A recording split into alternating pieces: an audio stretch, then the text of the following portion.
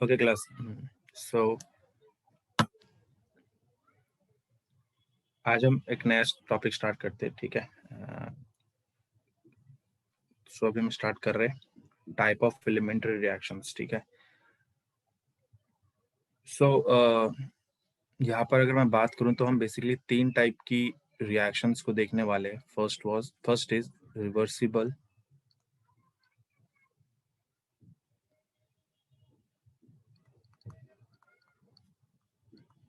और opposed.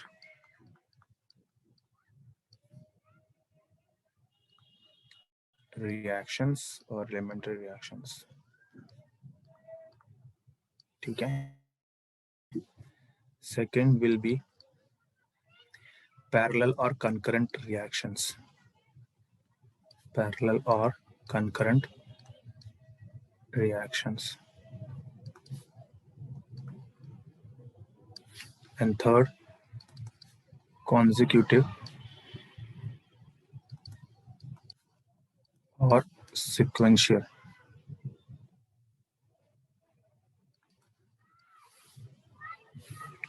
reaction.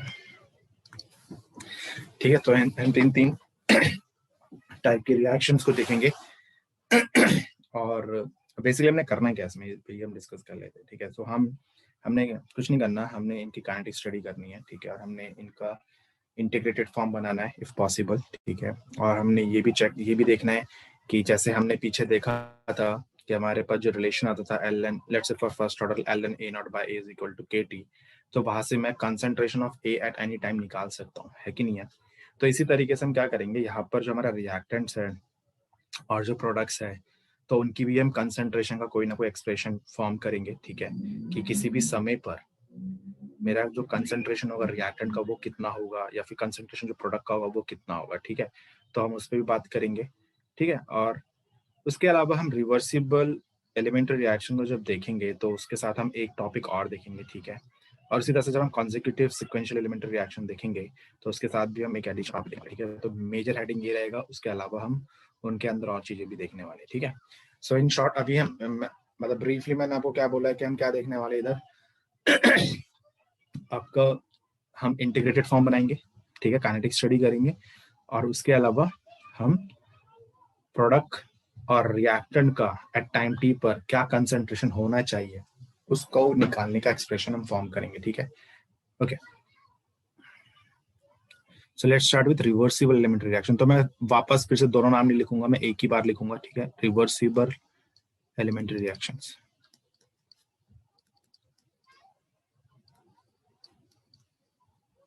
ठीक है। तो एक एक करके देखते हैं। सो अगर मैं रिवर्सिबल एलिमेंट्री रिएक्शंस की बात करूं,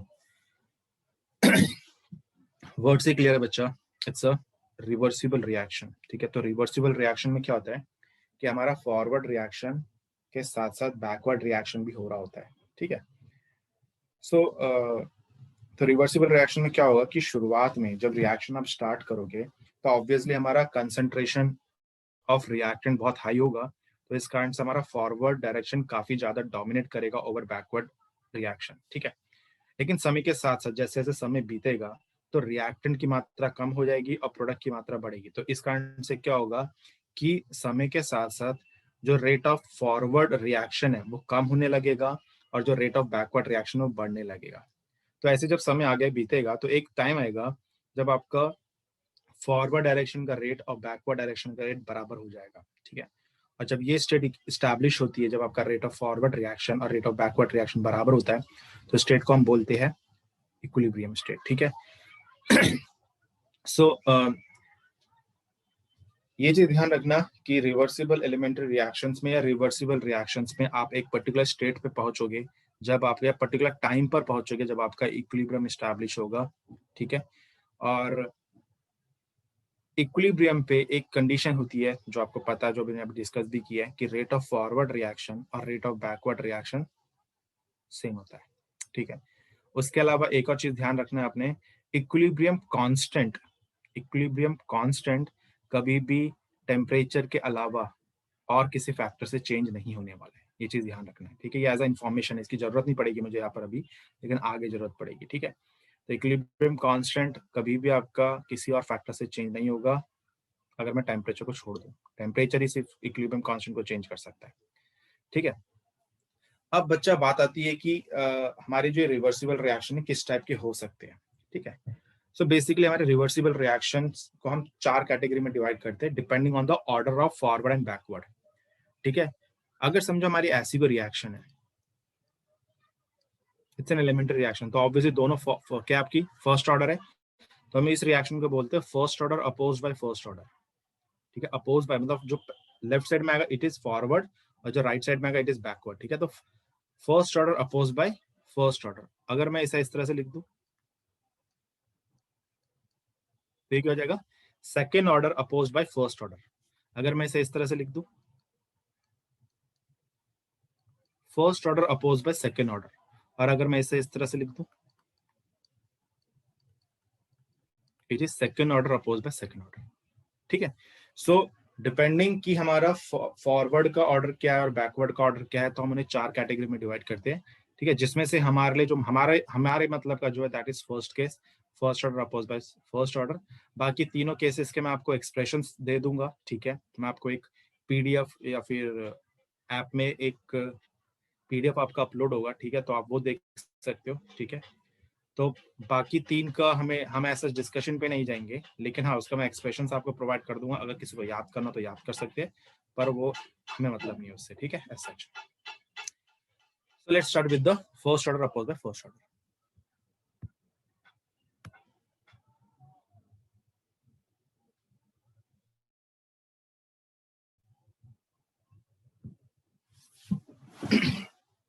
Okay, so let's start with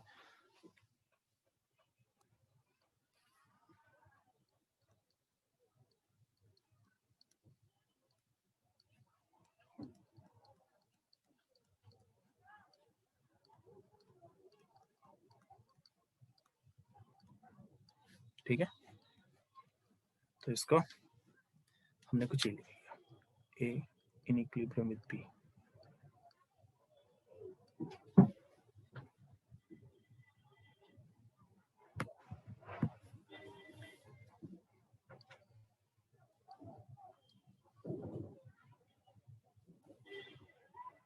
बच्चे अगर क्वेश्चन आते तो मैं पार्ट करवाता ना आपको,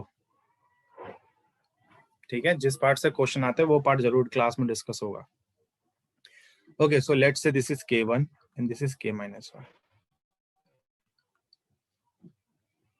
ठीक है। मतलब फॉरवर्ड रिएक्शन का जो रेट कांस्टेंट है इट इज K1 और बैकवर्ड का जो rate constant that is K-1, ठीक है।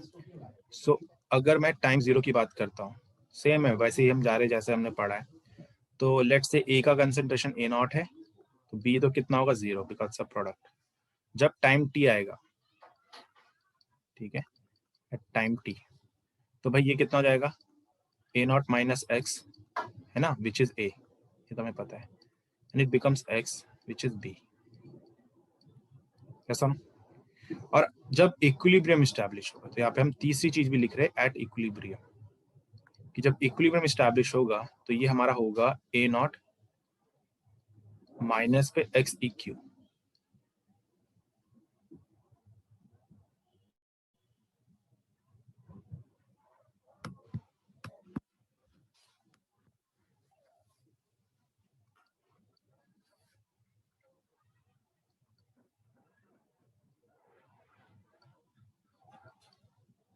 तो ऐसे हम लिख लेते हैं ए इक्विलिब्रियम और ये हो जाएगा X E Q which is B equilibrium. अब हम सबको पता है कि भाई ये कंसंट्रेशन कांस्टेंट है, ये तब तक नहीं चेंज होगी जब तक कि हम बाहर से किसी फैक्टर को चेंज ना करें, प्रेशर को, ठीक है, टेम्परेचर को, कंसंट्रेशन को जब तक हम चेंज नहीं करेंगे एक्स इक्विलिब्रियम पे या इन शॉर्ट ए इक्विलिब्रियम पे और बी इक्विलिब्रियम पे कोई इफेक्ट नहीं आने वाला है, ठीक है। So these are constant value as such, ठीक है।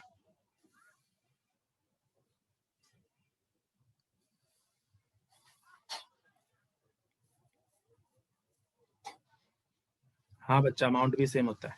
अमाउंट सेम मतलब कांस्टेंट होता है, सेम नहीं होता है, ठीक है। इक्विलिब्रियम पे अमाउंट सेम नहीं होता है, प्रोडक्ट रिएक्टेंट का कांस्टेंट रहता है।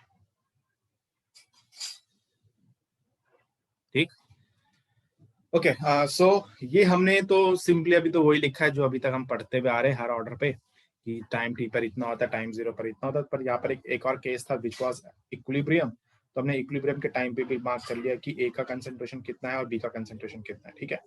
अब बच्चा, अगर मैं आपसे पूछता हूँ कि इस इक्विलिब्रियम, इस रिवर्सिबल रिएक्शन का रेट ऑफ रिएक्शन कैसा होगा, तो अभी एक चीज ध्यान रखना, अभी तक हमने जो पीछे रिएक्शन देखी थी वो वन वे थी, ओनली फॉरवर्ड, ठीक है।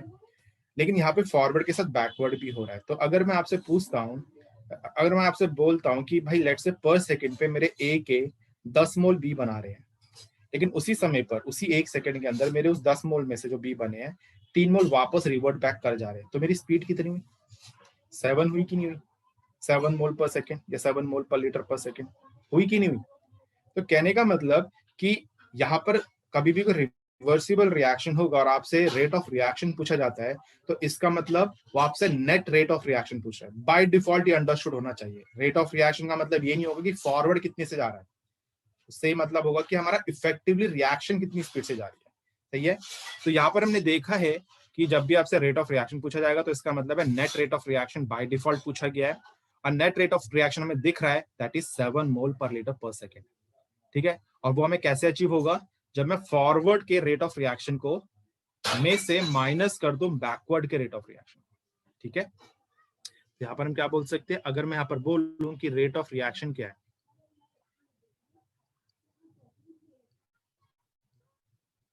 तो ये किसके बराबर होगा? रेट ऑफ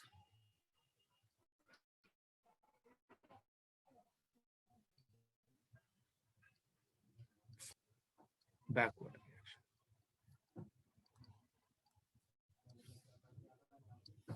ठीक है, ये होगा। ओके, सो अब हम इनको लिख लेते हैं। तो भाई रेट ऑफ रिएक्शन क्या हो जाएगा? Minus D by D T.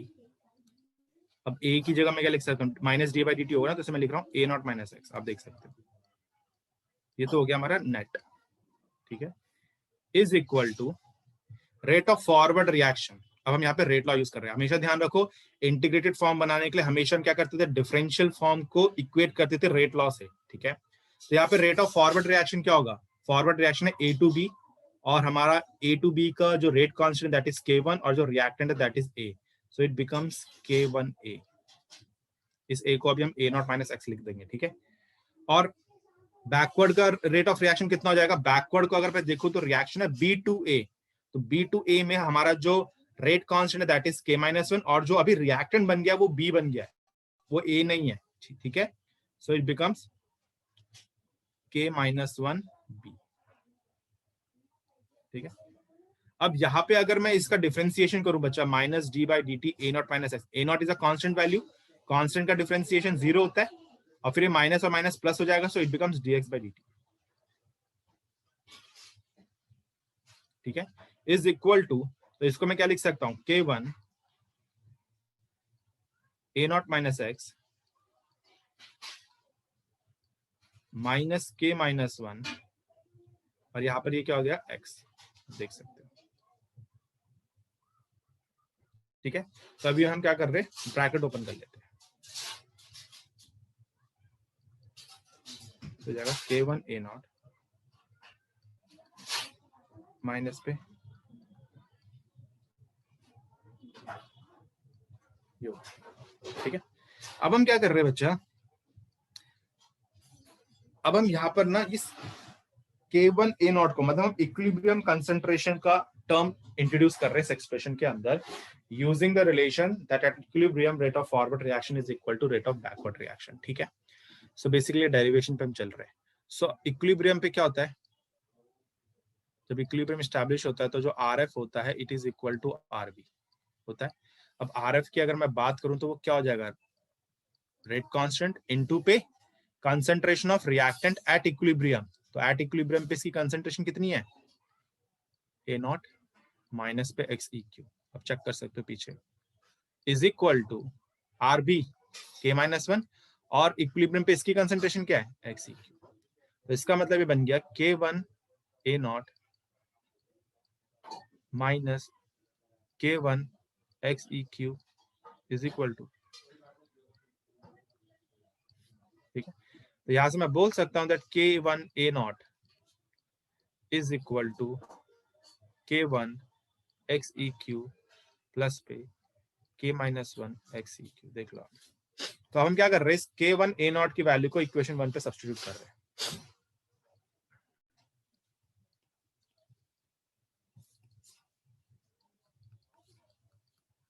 तो हमारा जो dx/dt है ये बन जाएगा K1 A नॉट की जगह हम क्या लिख लेंगे, K1 XEQ प्लस पे K-1 XEQ, और बाकी क्या बचा हुआ है, minus K1x minus K-1x minus K1x minus K-1x। देख लो आप, ये चीज समझ में आया जितना अभी तक किया? बोलो। सो अब हम क्या कर रहे हैं, जहां पे K1 कॉमन है उसमें से K1 निकाल रहे बाहर, और जहां पे K-1 कॉमन है उसमें से K-1 बाहर निकाल रहे। ठीक है, तो अगर मैं यहां से K1 बाहर निकाल दूं तो ये बन जाएगा K1 इंटू पे XEQ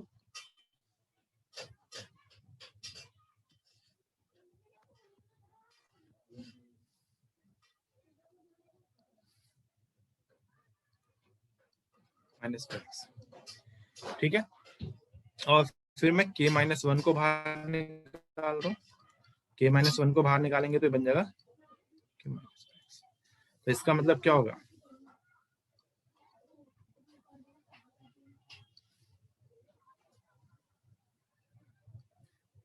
तो इसका मतलब है कि जो dx/dt है ये बन जाएगा हमारा K1 plus K-1 XEQ minus x, है ना, ये हो जाएगा।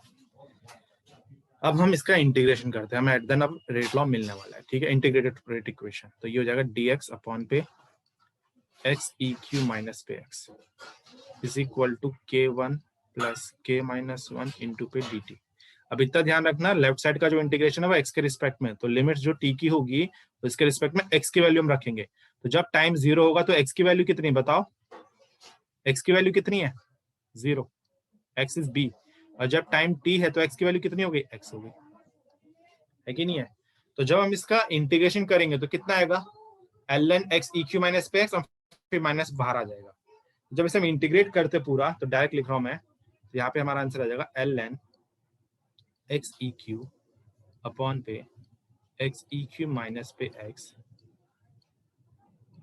Is equal to K1 plus K-1 into p। This is the integrated rate equation. देख लो,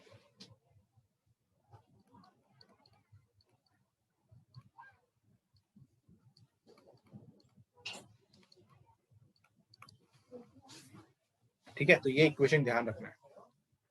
ठीक, बस बच्चा इसके अंदर यही इक्वेशन याद रखना, इसके अलावा एक आध इक्वेशन में और लिखूंगा, वो पड़ी हुई इक्वेशन आपकी, ऐसे कुछ नई इक्वेशन नहीं होगी। ठीक है, so this is our integrated rate equation for first order opposed by first order elementary reaction।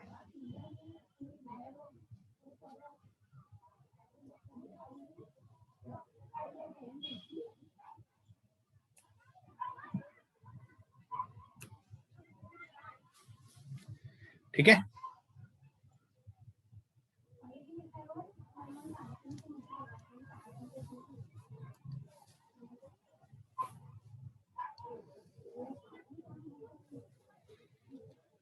Okay class, तो मैं एक ब्रीफ में रिपीट कर रहा हूँ फिर से। देखो हमने क्या देखा है, हम यहाँ पर first order oppose by first order reaction का इंटीग्रेटेड फॉर्म बनाना चाहते हैं, जिसके लिए हमने स्टार्टिंग में लिख लिया कि टाइम 0 पर, टाइम t पर और इक्विलिब्रियम पे क्या क्या कंसंट्रेशन होगी a की और b की, ये हमने मार्क कर लिया।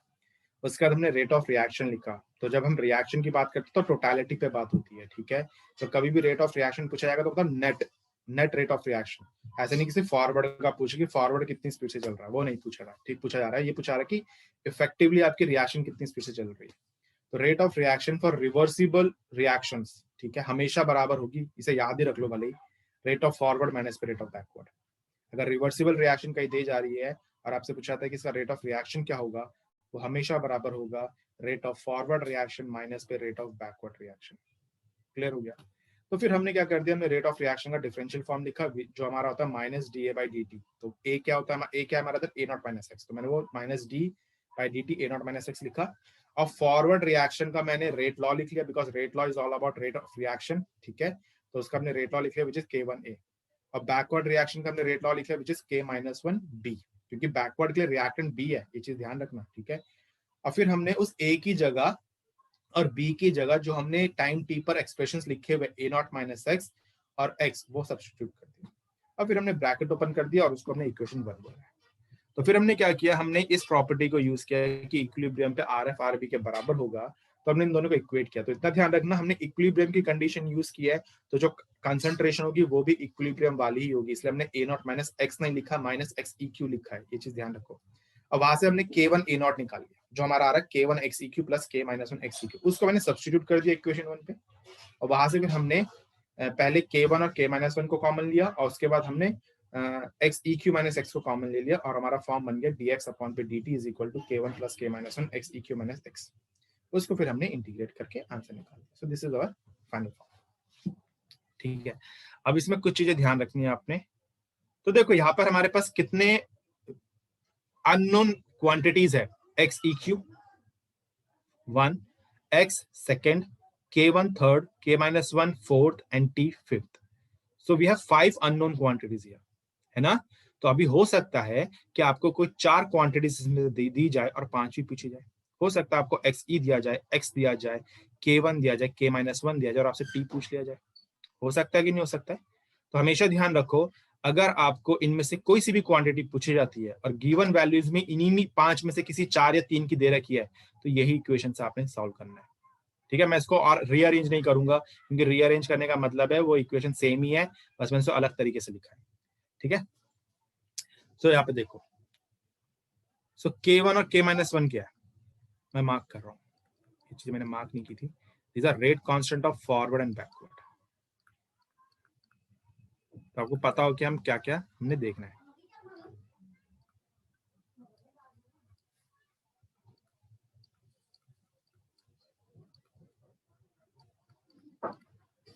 ठीक, फर्स्ट थिंग xeq क्या है, xeq भाई बताओ। It is concentration of B at equilibrium, सबसे बढ़िया चीज है ना। x क्या है,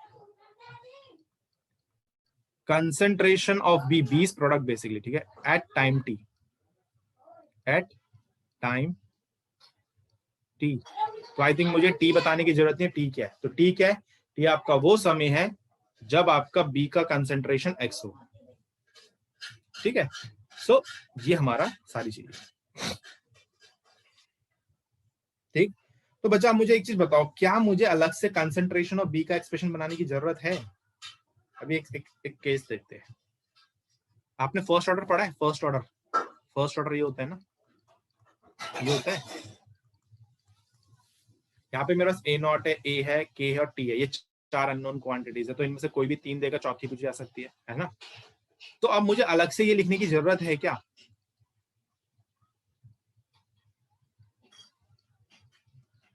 ये अलग से लिखने की जरूरत है क्या, बोलो, क्या ये मुझे अलग से लिखने की जरूरत है, यस और नो। नहीं, कोई जरूरत नहीं है इसको लिखने की, क्योंकि ये इसी का ही दूसरा फॉर्म है। जब मैं दोनों तरफ एंटी लॉग लूंगा तो मेरे को ये मिलेगा फॉर्म। तो बेटर क्या मैं एक फॉर्म को याद रखूं ना, क्यों मैं मतलब मैं फॉर्मुले बनाना, वो एक सेम चीज बच्चा यहाँ पर भी है। यहाँ पर भी मैं क्या करूंगा, अगर आप कई बार पढ़ते हो, अगर आप बी का फॉर्म देखते हो तो एक्सपोनेंशियल की टर्म्स में आता है, तो वो एक्सपोनेंशियल की टर्म्स में ऐसे कुछ नहीं आ रहा है। आप क्या करोगे, आप इसका एंटी लॉग ले लोगे, तो ये बन जाएगा xeq अपॉन पे xeq minus x is equal to e raise to k1 plus k-1 into pt, और फिर आप रीअरेंज करके x को बना दोगे। तो फिर वो फालतू की नई इक्वेशन बन रही सेम क्वांटिटीज के साथ। हाँ, इक्वेशन तब काम की है जब इन 5 क्वांटिटीज को छोड़कर कोई छठी क्वांटिटी आ रही है, मतलब एक्स ई नहीं होना चाहिए, एक्स नहीं होना चाहिए, k1 नहीं होना चाहिए, k-1 नहीं होना चाहिए और t नहीं होना चाहिए। इनके अलावा अगर किसी कोई और वैल्यू भी हमें दिख रही है तो मैं बोलूंगा हाँ भाई एक नया रिलेशन हमारा बना है, इसको मुझे पढ़ना पड़ेगा, है कि नहीं है।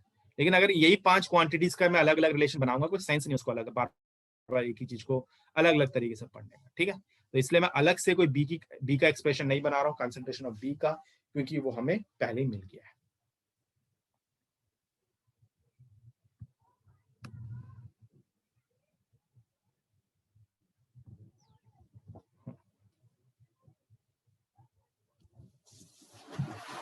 अच्छा, अब कुछ चीजें जो आपको ध्यान रखनी है, ठीक है।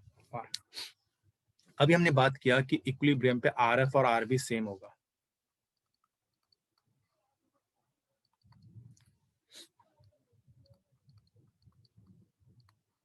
है कि नहीं है। तो मैं बोल सकता हूं कि जो के एफ इंटू पे ए इक्विलिब्रियम होगा, के एफ मतलब के वन,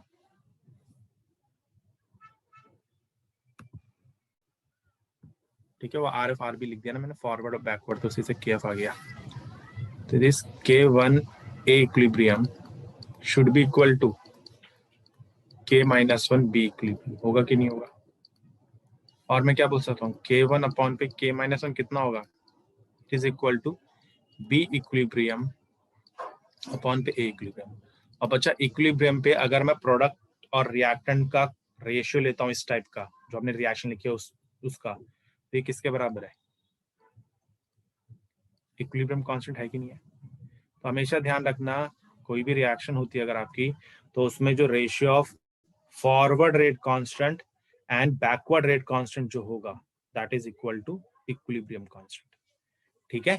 तो फॉरवर्ड रेट कांस्टेंट और बैकवर्ड रेट कांस्टेंट का जब रेशियो लोगे तो जो वैल्यू आपको मिलेगी वो हमेशा इक्विलिब्रियम कांस्टेंट की मिलेगी। तो ये एक अच्छा रिलेशन मिल गया, इजी सा काम का एक रिलेशन। उसके अलावा बच्चा एक रिलेशन और ध्यान रखना है, जो रिलेशन आपने ऑलरेडी पढ़ा भी हुआ है 11th-12th क्लास में, and that is delta G not is equal to minus R T L N K Q. अब इसे तो मुझे अलग से सब कुछ बताने की जरूरत नहीं है कि इसमें क्या क्या है ना। ये रिलेशन तो पढ़ते हो बचपन में, तो ये रिलेशन पढ़ लेना। ये मैं इसलिए बोल रहा हूँ क्योंकि कई बार क्या होता है ना कि आपको केमिकल काइनेटिक्स का क्वेश्चन डाल देंगे, के वन के माइनस वन इतना इतना है, अब पूछ लेंगे सीधा बताओ डेल्टा जी नॉट। तो भाई वो कोई थर्मोडायनेमिक्स का क्वेश्चन नहीं है, ना ही वो पूरा केमिकल काइनेटिक्स का क्वेश्चन है, वो केमिकल काइनेटिक्स का और इक्विलिब्रिया का क्वेश्चन। ये रिलेशन इक्विलिब्रिया से जनरेट होता है, या आप बोल सकते हो थर्मोडायनेमिक्स से जनरेट होता है, ठीक है। तो ऐसा हो सकता है कि आपको बोल दिया जाए कोई रिवर्सिबल रिएक्शन है जिसमें के वन की वैल्यू इतनी है, के माइनस वन की वैल्यू इतनी है, तो बताओ डेल्टा जी नॉट कितना है। तो सिंपली आपने क्या करना, आपने के वन और के माइनस वन का रेशियो लेकर के क्यू निकाल देना, उसको इस रिलेशन में सब्स्टिट्यूट कर देना, क्वेश्चन आ जाएगा।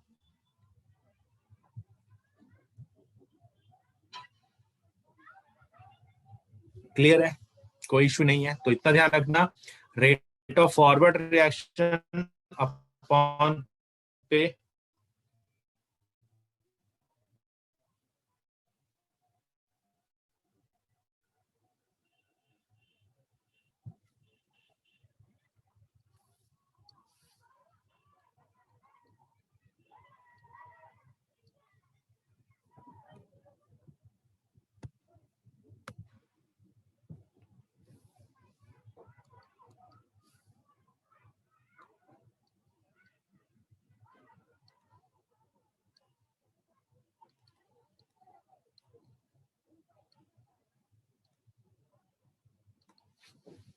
ठीक है, standard gives free energy, that is your delta G not. अब ये होता क्या है, ठीक है, इसका इंपॉर्टेंस क्या है, ये सब आप थर्मोडायनेमिक्स में पढ़ोगे।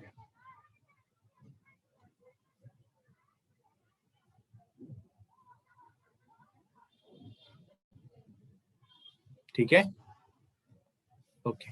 सो ये रिलेशंस को ध्यान रखना, इनके क्वेश्चंस में भी हम आएंगे। उससे पहले एक और टॉपिक में कवर करते हैं हम लोग, ठीक है। ओके, सो यहाँ पे हमने के वन और के माइनस वन का एक रिलेशन लिख लिया, विच इज इक्वल टू के क्यू। ओके, सो अभी देखो बच्चा, हमने पीछे इंटीग्रेशन मेथड्स पढ़े हैं, मतलब इंटीग्रेशन मतलब वो इंटीग्रेटेड रेट इक्वेशंस पढ़ी है, उसमें हमने ग्राफ बनाए हैं। तो बच्चा, अगर हमें किसी भी नॉर्मल रिएक्शन का एक जनरली हमारे पास देखो रिएक्शन जो होती है वो मॉडरेट काइंड ऑफ है, fast reaction, slow reaction, moderate reaction, है ना। तो ज्यादातर रिएक्शन जो है मॉडरेट है, एक नॉर्मल स्पीड से कैरी आउट, बहुत फास्ट जाने वाली रिएक्शन बहुत कम है, ठीक है। इसी तरह से स्लो रिएक्शन जाने वाली रिएक्शन भी कम है, ज्यादातर हमारी मॉडरेट काइंड ऑफ में, ठीक है। तो अब जो मॉडरेट काइंड ऑफ रिएक्शंस होती है, अब अगर समझो मेरी एक रिएक्शन जो नॉर्मली चल रही है, एक नॉर्मल स्पीड से चल रही है, तो ऑब्वियसली मैं उसको डिफरेंट डिफरेंट टाइम इंटरवल पे मैं रिएक्टेंट की कंसंट्रेशन को स्टडी कर सकता हूँ, अब प्लॉट बना सकता है कि नहीं है। कहने का मतलब एक मॉडरेट रेट ऑफ रिएक्शन वाली, एक मॉडरेट रेट की रिएक्शन को मैं अपने कन्वेंशनल